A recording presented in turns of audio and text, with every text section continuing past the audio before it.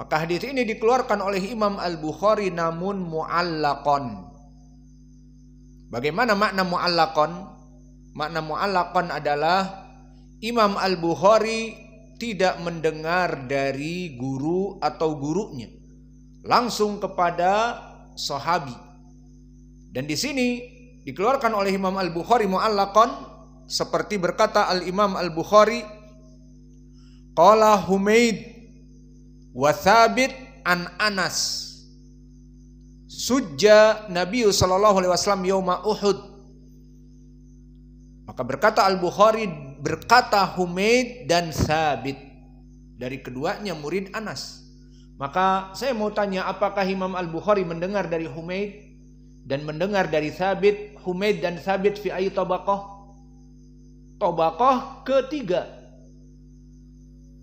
Al-muhim dia tabi'i shagir atau tabi'i al-wusta, ketiga dan keempat.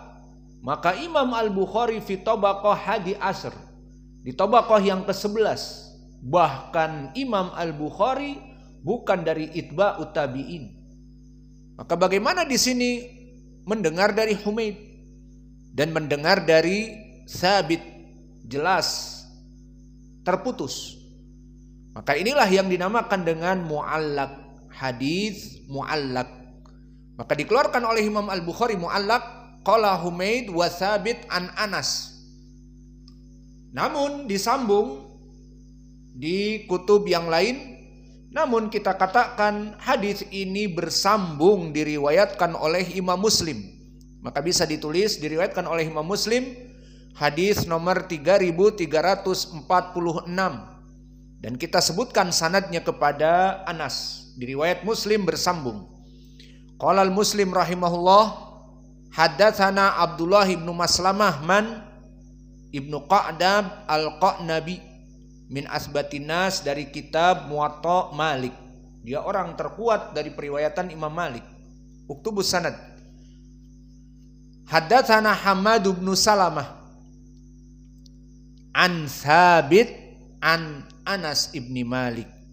Maka sanadnya bersambung dari Abdullah ibnu Maslamah, dari Hammad ibnu Salamah, dari Thabit, dari Anas ibnu Malik, bahwa Nabi Muhammad sallallahu alaihi wa ala alihi wasallam kusirat rubaiyatuhu yauma Uhudin, bahwa Nabi Muhammad sallallahu alaihi wasallam kusirat, terpatahkan, rubaiyatuhu yauma Uhudin, gigi rubaiyah yang 4 gigi seri di hari Uhud. Wasujja fi ra'sihi, dan Nabi terluka. Sujja adalah luka robek yang besar pada kepalanya.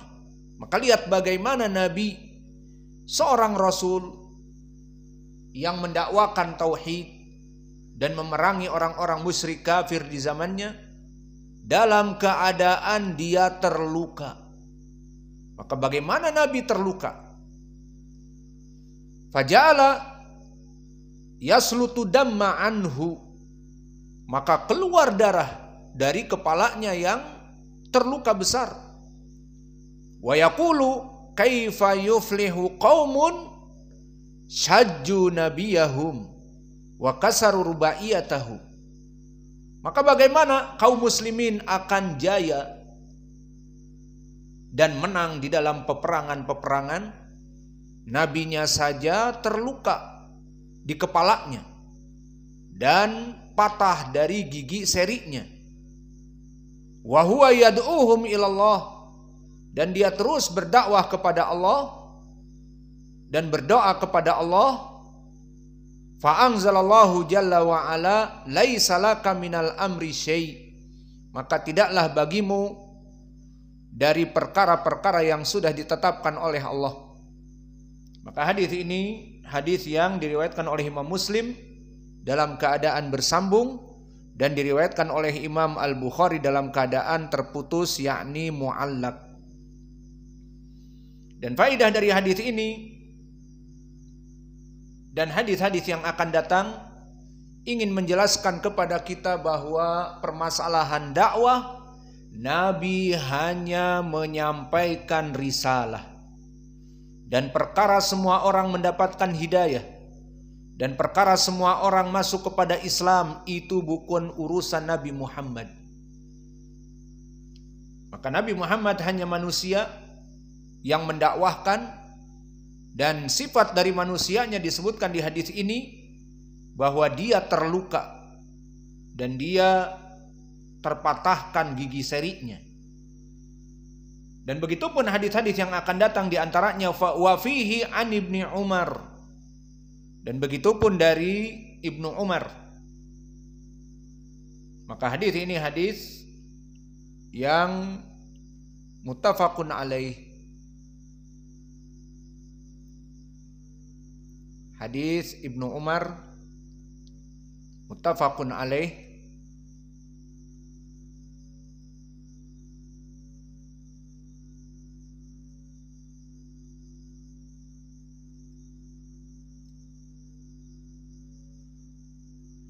Dan disebutkan di sini, anahu sami'a Rasulullah sallallahu alaihi wasallam yaqul, idza rafa'a ra'sahu minar ruku' fi raq'ah al-akhirah minal fajr, Allahumma al'an fulanan wa fulanan ba'da ma yaqul sami'allahu liman hamidah rabbana walakal hamd. Fa anzalallahu ta'ala laisa laka minal amri syai'un. Maka tidak ada dari kehendakmu tentang permasalahan dakwah ini, wahai Muhammad. Maka hadis yang diriwayatkan oleh Ibnu Umar ini, hadis diriwayatkan oleh Al-Bukhari dan Muslim.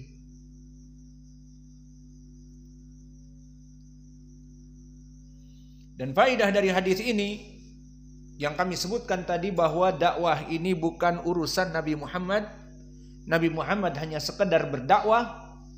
Maka di sini kisahnya tentang kunut nazilah. Awas, kunut bermacam-macam. Ada berapa kunut? Pertama, ada 3. Pertama, kunut witir, dan ini sunnah, dan telah kita bahas di pelajaran kunut witir.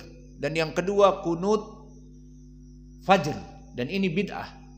Seperti salaf menanyakan kepada bapaknya, akanu Rasulullah sallallahu alaihi wasallam wa Abu Bakar wa Umar wa Utsman yaqnutun, qala bid'ah ya bunai au muhdats ya bunai.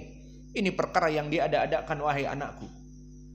Maka yang ketiga, kunut nazilah masyru'. Berarti yang masyru' kunut nazilah dan kunut witr. Adapun kunut nazilah pendalilannya hadis ini. Maknanya jika kaum muslimin dalam keadaan dianiaya dan dibantai, dan ini ceritanya adalah Nabi diminta untuk mengirimkan para sahabat hufaz untuk mengajari manusia di negeri tertentu. Maka dikirim oleh Nabi, kemudian dibunuh mereka sekitar 40 orang. Dan mereka pilihan dari pemuda-pemuda yang menghafal. Maka Nabi sangat marah melaksanakan kunut nazilah. Disebutkan jika mengangkat tangan sami'allahu liman hamidah, maka dibaca kunut. Dan kunutnya dengan lafaz Allahumma al'an fulan wa fulan, dengan melaknat. Maka diturunkan ayat oleh Allah, laisa laka minal amri syai'un. Maka bukanlah engkau menjadikan perkara dengan melaknat si fulan, maka mereka akan masuk api neraka atau bagaimana. Tidak ada urusannya pada kamu wahai Muhammad. Maka disebutkan oleh Syekh wa fi riwayah yad'u ala Safwana ibni Umayyah wa Suhail ibni Amr wal Harith ibni Hisham fanazalat laisa laka minal amri syai'. Maka adapun hadis ini maka sama masih di Al-Bukhari dari jalan Handalah ibni Abi Sufyan dari Salim ibni Abdillah bahwa dulu Nabi Muhammad sallallahu alaihi wasallam yad'u ala Safwan dan seterusnya dan melaknatnya. Maka turun juga ayat laisa laka minal amri syai'. Dan kejadiannya memang tidak ada urusan Nabi Muhammad dengan pelaknatan dan penjauhan dari rahmah. Kenapa? Karena mereka setelah itu masuk kepada Islam.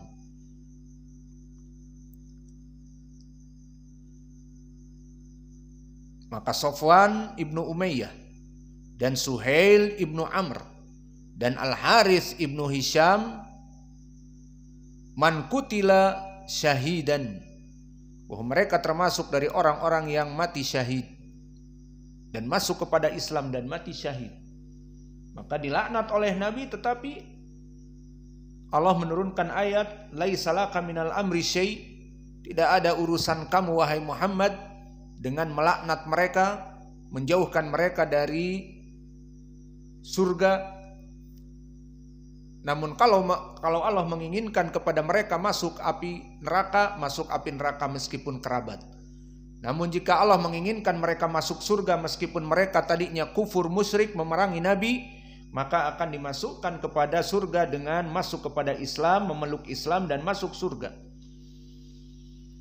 Maka ini dari hadis-hadis, dan juga hadis yang terakhir di dalam bab ini sama tentang permasalahan Nabi mengajak kepada Islam, dan dari kerabat-kerabatnya banyak yang tidak mau masuk kepada Islam.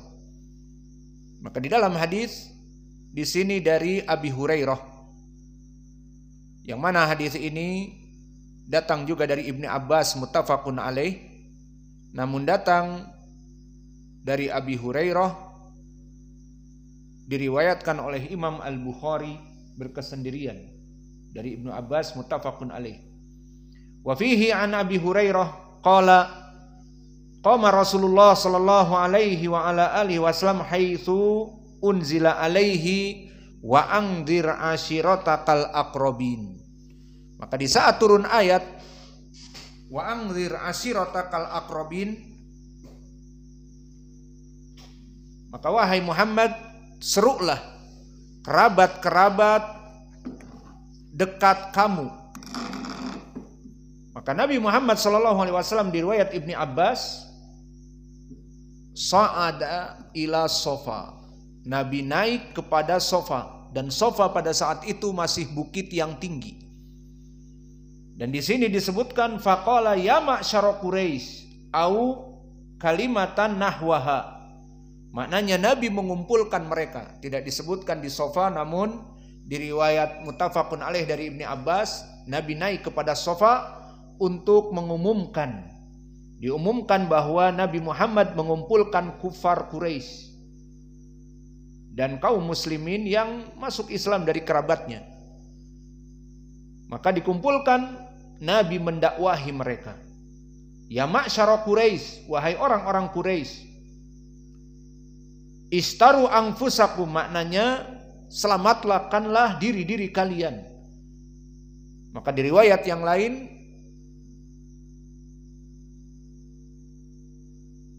disebutkan angkidu anfusakum minan nar, selamatkanlah diri-diri kalian dari api neraka.